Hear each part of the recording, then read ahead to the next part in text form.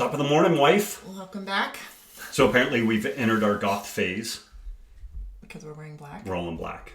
Yeah. I don't think that means anything other than we have a lot of black. So it's correlation, not causation, or something like that. We're getting along great today, by the way.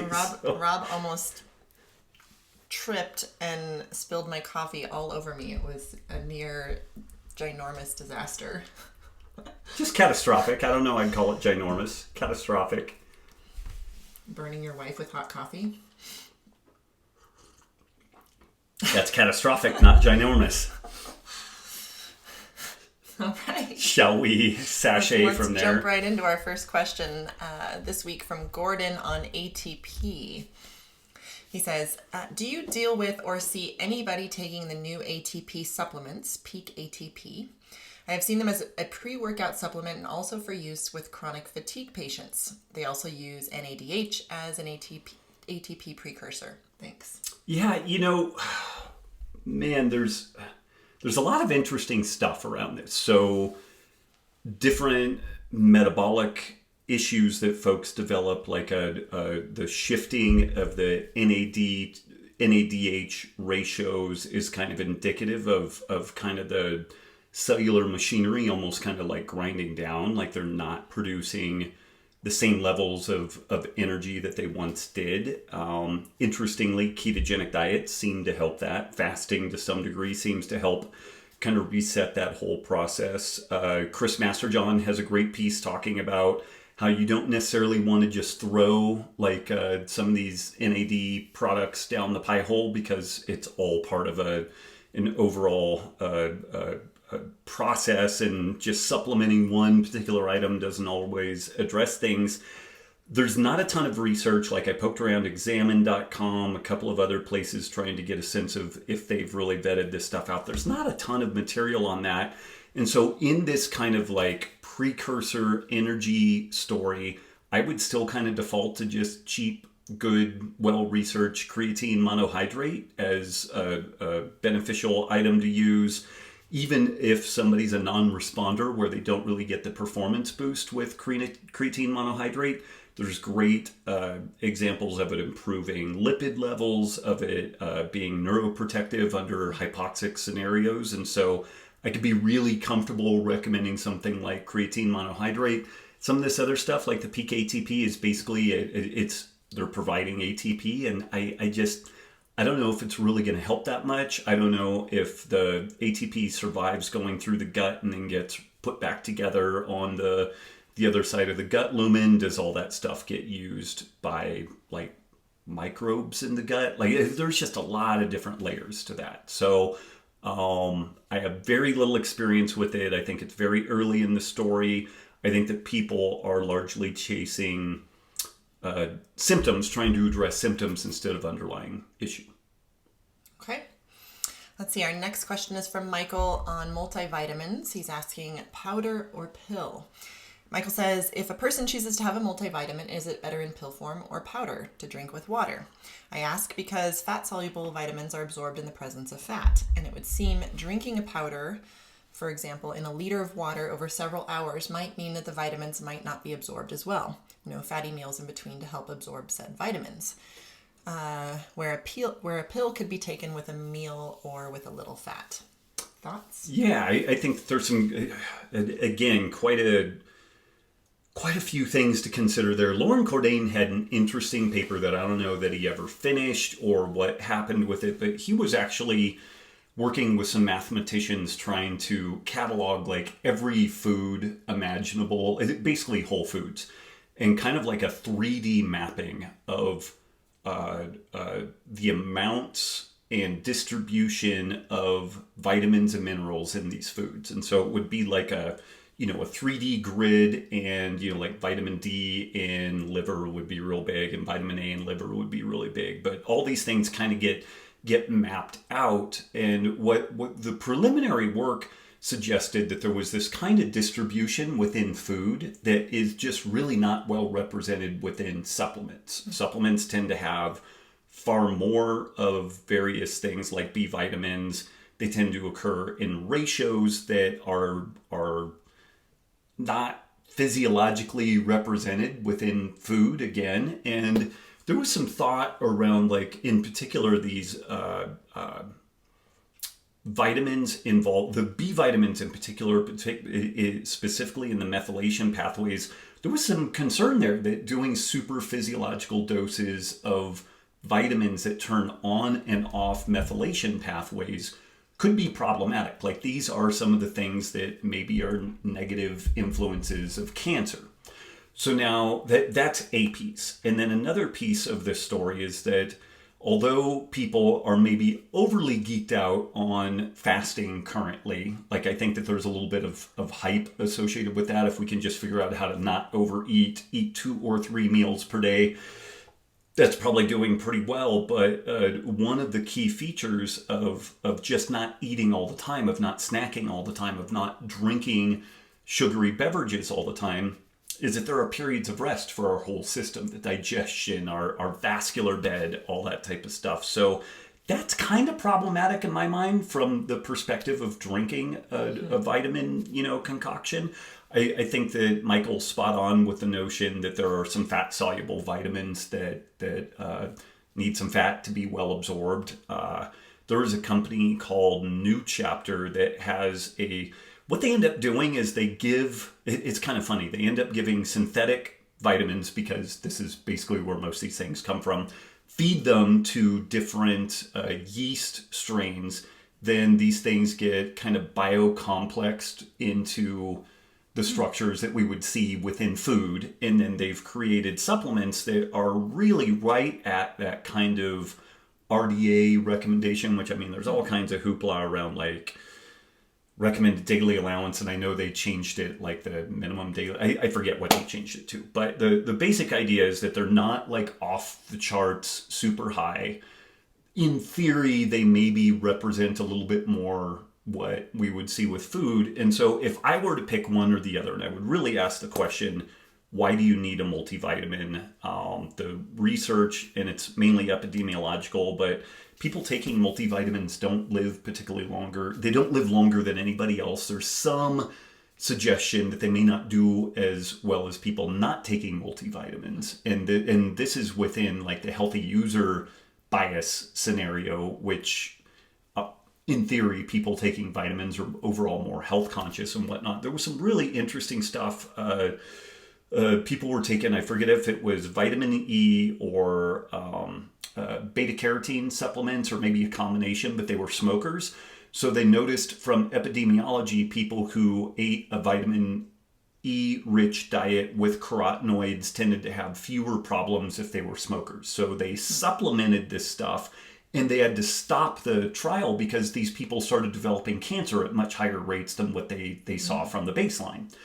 So, I'm a big fan of the right types of supplements under the right circumstances, but a lot of these trying to replace poor diet with supplements, it's a tough thing. And people will probably rightfully point out that our soils are depleted and food is harvested early, so it's not as nutrient dense. Like, there's a lot of different layers and nuance to all that stuff. So I can appreciate that there are maybe compelling reasons to supplement, but I think it's something that folks want to be a little bit careful with too. Like, and I wouldn't hit willy-nilly into this. So first thing, I would try to find something like the New Chapter product where it's not a super physiological dose of these different nutrients. And then I would definitely take it with a meal. So that at a minimum, these vitamins and minerals that would otherwise only be consumed with food, because it should be coming from food, that it's actually available with that. Yeah. Gotcha. Yeah. Okay. Let's see. Our next question is from Nathan on individualizing your diet. I have watched the change in dietary recommendations over the years and have tried paleo, keto, and higher carb diets. I've seen really good results on low carb diets, but they seem hard to sustain due to high activity at work. I've also heard Rob say he has had good results eating beans and legumes. I am considering trying to eat a diet that focuses on whole foods rather than macros. My question related to this is, have you found that the quality of food is more important than the macronutrients for overall health? Not that macros aren't important, but you can manipulate the macros to a keto-style diet with low-quality food, but it seems that would be counterproductive. Yeah, that's a good question. So he's asking for overall health, not necessarily weight loss. Yeah. So it was interesting, like from blood, this is where the nuance is interesting. From a blood sugar regulation standpoint, things like lentils, like you soak them, sprout them, do all that stuff. I have pretty good blood sugar regulation with that. Like I feel pretty good in that regard, but I start getting kind of almost like feels like rheumatoid arthritis or something. Like my joints hurt, my feet hurt. Like I get this weird deal in my toes. And I really tried to play with that stuff and probably tinkered on and off with it for the better part of a year and a half. And it's interesting because historically I've focused mainly on the blood sugar regulation problems that I've had, which is why I tend to gravitate towards a lower carb way of eating, keto, whatever. But some of these legumes, like lentils in particular, I seem to do fine from a blood sugar regulation, but then I got kind of a systemic inflammatory response. So I think that this is the question is individualizing your diet. And so this is where I think in general, focusing on whole foods at a big 30,000 foot level. Whether you're following a macro prescription or not. Try to get whole foods. Yeah. But then we have people that have oxalate issues and histamine issues and I've been noodling on some pieces that I want to write or maybe do a video blog around this stuff. We should, in theory, be able to eat just about anything. So I'm gonna say two different stories here, and they're going to be somewhat contradictory. So on the one hand, I kind of have this notion that healthy humans should be able to drop into just about any environment, eat just about anything from this kind of whole, largely unprocessed food story, and they should be able to motor along and do pretty well. The counterpoint that I have to that, and I'm still trying to track this thing down, I know I've got the paper somewhere, but it's a historical account of explorers and kind of their dietary misery when they go to new places. So these Europeans that ended up in the Caribbean and in Florida, and these folks just reported having horrible GI problems, and they couldn't wait to get home to be able to eat the food that they were raised on. And it was really interesting, and I read this other paper, like 5-6 years ago, and I do know I've got it somewhere. I just haven't been able to find it. But these are kind of the two things, the dueling banjos here. So we look at like the story around the Hadza, which they eat like 100 grams of fiber a day. They have these oxalate metabolizing bacteria. They're super healthy. They seem real robust. But then what's interesting, and this is some of the stuff I want to talk about at a deeper level, it does appear as people start eating any amount of westernized foods, they start losing some of that gut microbiota diversity. And so they start being forced into a little bit more limited of food options.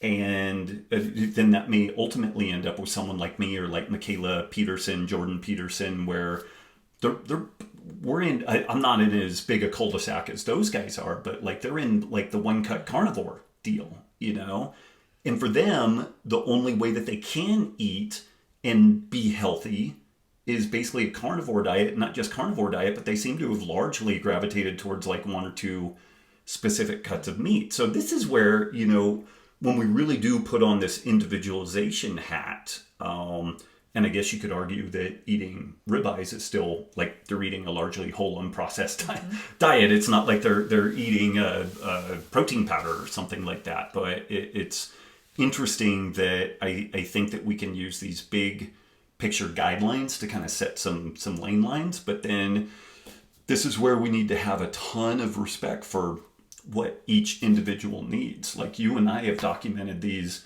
differences ad nauseum, and it was funny. Even before writing Wired to Eat, we would go out to like some Mexican food, and I always would do something like a fajita platter, get skip the tortillas, skip the beans and rice generally, get some extra guacamole, and that would go fine. And you would have some beans, some rice, some tortillas.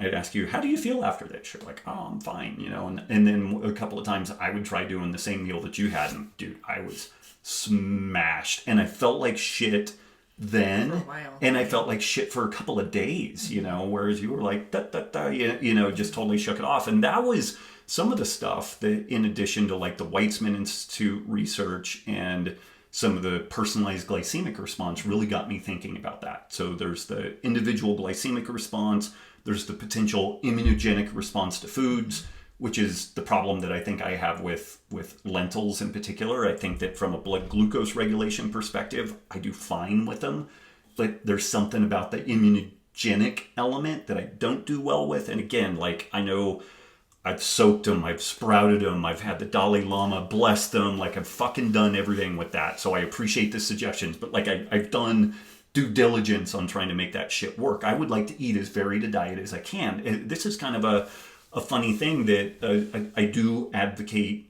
paleo, low carb, keto type diets. It is definitely what has worked best for me.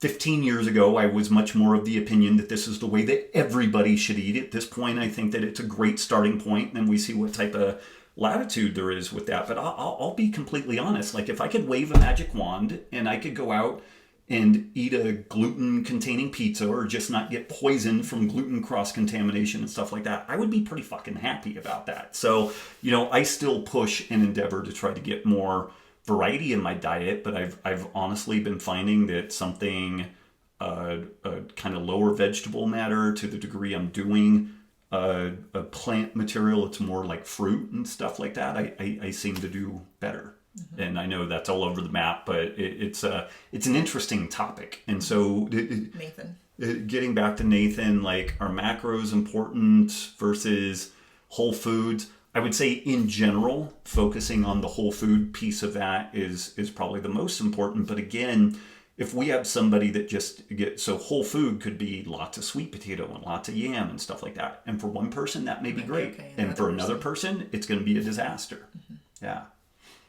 Okay.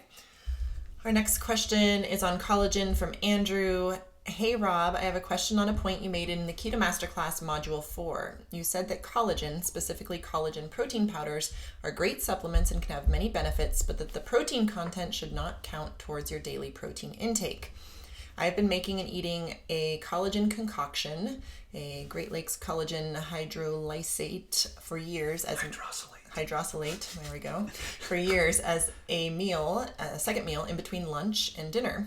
And I've been counting as a third of my protein intake. I understand that collagen protein is not the same as animal protein, but can you expand on this a bit? I remember reading something along the lines of it lacking completeness, not having optimal ratios of amino acids, and having some that are unessential. But have I really been shortchanging myself on protein, and should I replace this with animal protein? So collagen typically is animal protein. It's just not rich in the branched chain amino acids and the essential amino acids, particularly leucine, which causes an anabolic response. Now, there is an argument for getting more collagen-rich protein sources, and this is where, like, eating offal and things like chicharrones and bone broth and stuff like that are valuable, because we have an issue with the amount of glycine that we're probably deficient in glycine and overly abundant in methionine. And methionine comes from more like muscle meats. Elevated levels of methionine relative to glycine can be pro-inflammatory. That can lead into homocysteine production. So there's a good argument. And again, Chris Masterjohn does like a really nice job of unpacking this stuff. Like he does a deep dive as only the Masterjohn can do on this. So I would do a little poking around like collagen. Chris Masterjohn, he just does an amazing job with that.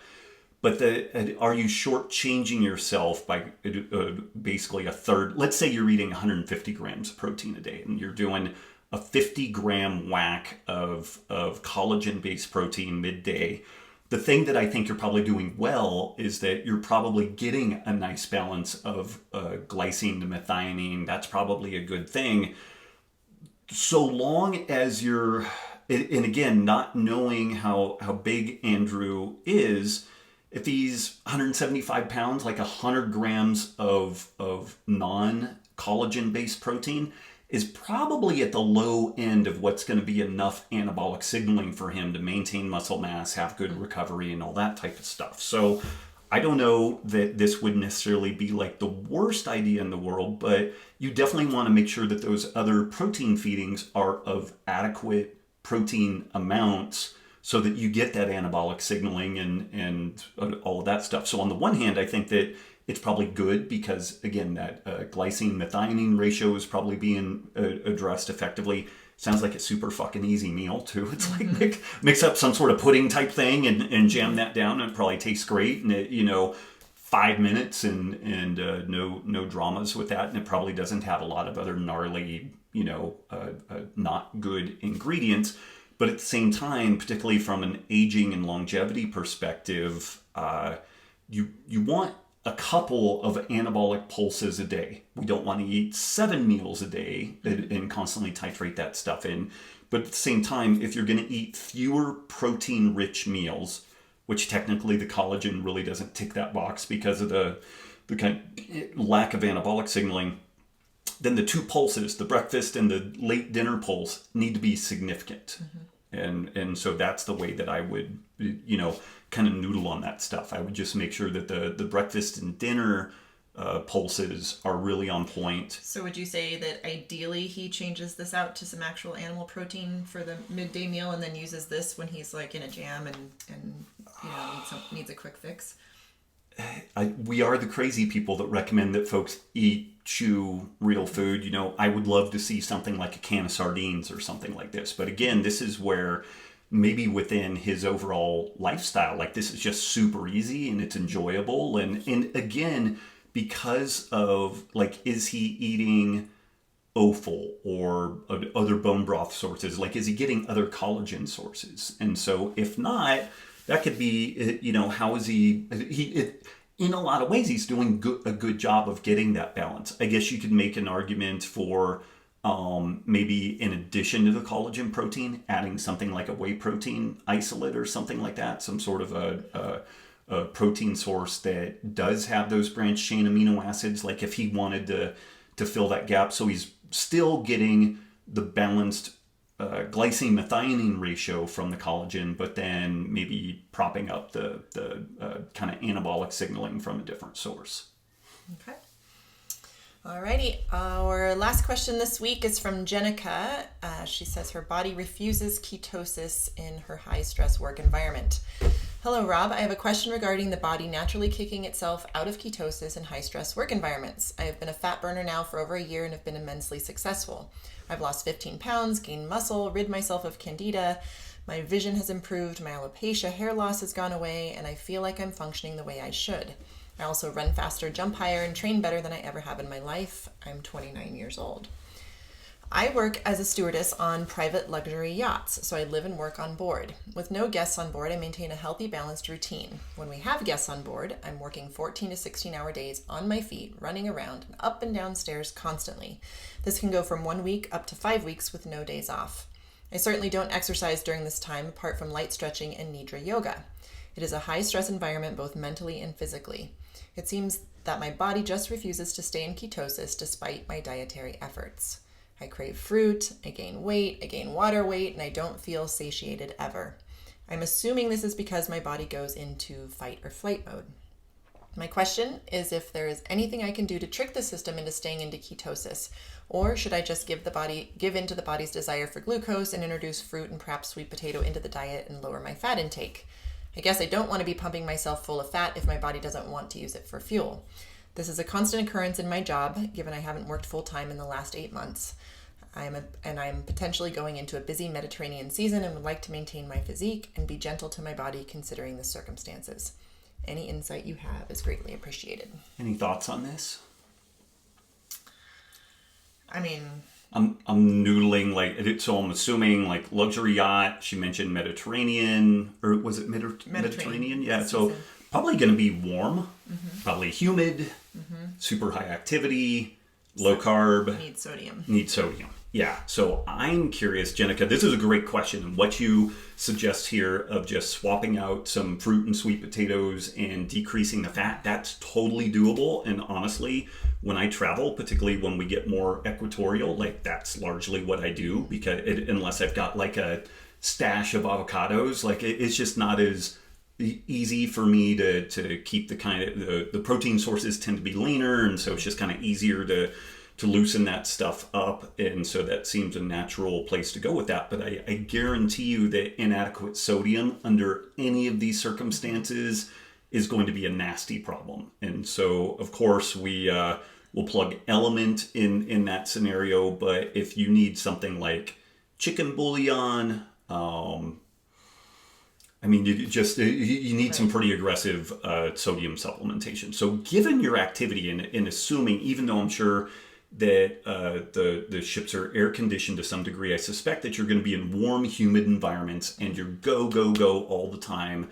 And so what's interesting is you're describing even some water retention and whatnot, but if you get into that hyponatremic state, what I would be really curious about is, do you have any problems going from seated to standing and getting a little bit kind of dizzy? You get dizzy going up and down stairs, particularly the up, not so much the down. If there's anything like that, like I would, as a baseline, like if you're wanting to maintain a little bit more of the keto side of things, I would try to get like that minimum of 5 grams of sodium a day, and you get the bulk of your nutrition from whole unprocessed foods. And then hopefully we're really addressing the potassium and magnesium for the most part in that regard. I had one other thought. I would tinker with that, and then if it's not working, then adjust the carbs a bit. But you probably still need some more sodium. Like it's interesting. We just, again, going back to like American Council of Sports Medicine guidelines,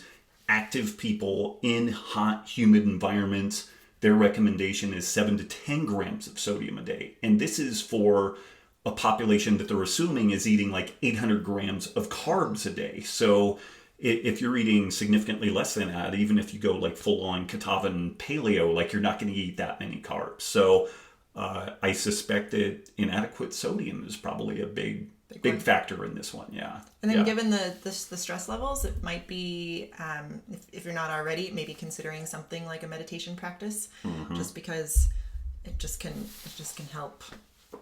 She's so busy though, like that's going to be a tough one. Like, but even if she did, 14 to 16 hour days, so she's barely getting 8 hours of sleep. Yeah, I haven't done this, but I've done something similar to this, where I was taking care of some super hoity-toity people in sailing environments, and they're fucking demanding, and they're billionaire babies basically, and so like, right here, right now, all the time. But maybe just like when you're drifting off to sleep, when you first wake up, she can fit in a little bit. She can try to fit in a little bit. I think it would help. Or you have some GI distress and you go meditate on the toilet. Yeah. So that is a great recommendation. Like a podcast or two back, we mentioned the meditation stuff that we've been doing. So it's been hugely helpful for us. You want to plug that again? It's Emily Fletcher's book, Stress Less, Accomplish More. No financial ties, just recommending it because it fucking works. It works for us. Yeah. Okay, I think that was our last question for this week. Cool. You're looking good, goth. I like it. I like this. Maybe we'll do some black eyeshadow and stuff next time and really go for it. Oh, babe, I don't know. Okay. Let's see. As always, if you guys have questions, submit them at robbwolf.com to the contact page. We love answering your questions. We probably enjoy answering them more than you guys enjoy listening to them. So, but we do appreciate you. We wouldn't be doing this if you guys ask great questions, and we continue to learn all the time from what you guys are trying to discover. So thank you. All right. We'll see you next time. Take care.